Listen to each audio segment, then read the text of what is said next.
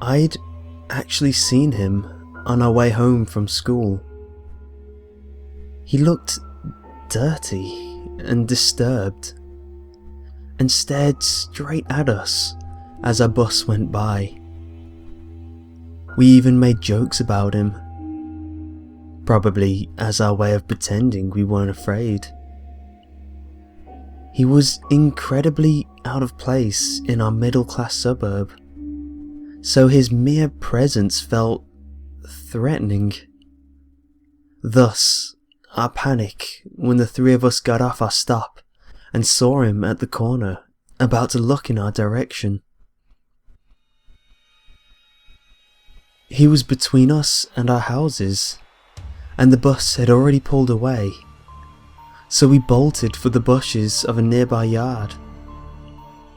We weren't sure if he had seen us, but we peered through the leaves and saw him stalking our way, muttering randomly.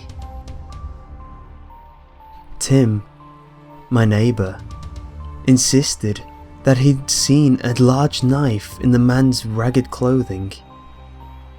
Danny, a kid I hardly knew who had just moved into the neighbourhood, insisted that he was imagining it, that Tim's glasses must have reflected the sun wrong or something.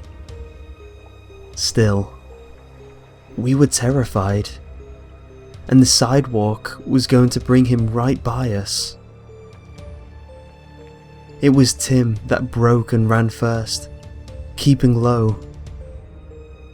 I followed, my heart pounding, as we dove into the darkness underneath the porch of the unfamiliar house we'd been hiding near. As we squeezed our bodies against the dirt, the grimy wood pressed into our backs, barely giving us time to breathe. From our hiding place, we could see the disturbed man turn into the yard in front of us and began searching around, hitting the bushes and muttering angrily. I realised that Danny wasn't with us, but I hadn't seen where he'd gone. Tim had lost his glasses back at the bushes, and he just huddled in the shadows next to me in near blind terror. We stayed there in silence, waiting. Every so often, whenever I almost thought it was safe to come out, footsteps would creep across the wooden porch above us. Tim almost sneezed once, but I covered his mouth and nose in stark fear. We waited there so long that the tone of the sunlight began to change. We hadn't heard the man searching about in a while, and I was just getting ready to peek out, when footsteps clattered and a thud hit the wood directly above us. A split second later, Danny's face appeared in front of us, upside down. He looked at us through the lattice, and a look of shock and surprise crossed his features at finally finding us. He whispered something, but I couldn't hear anything. He seemed to be saying, "Come closer."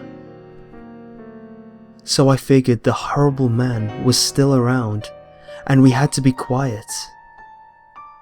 And I inched forward.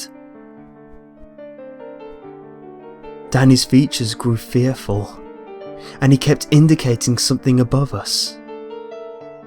Strangely, I still couldn't hear him.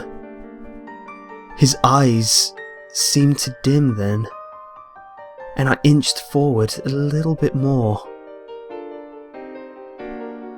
I froze for a moment in horror, then backed up. Timmy mouthed to me. What did he say? And I just shook my head, completely in shock. Danny hadn't conveyed "come closer." He had mimed, "He's up there." The drifter was unknowingly sitting right above us, waiting, because he knew we had to be somewhere in that yard. There was nothing to do but wait in silence, trying not to scream. I was glad Tim had lost his glasses. I lay there as darkness descended, waiting in unwavering terror and trying not to feel the glassy stare of Danny's severed head as it rested in the grass a foot away.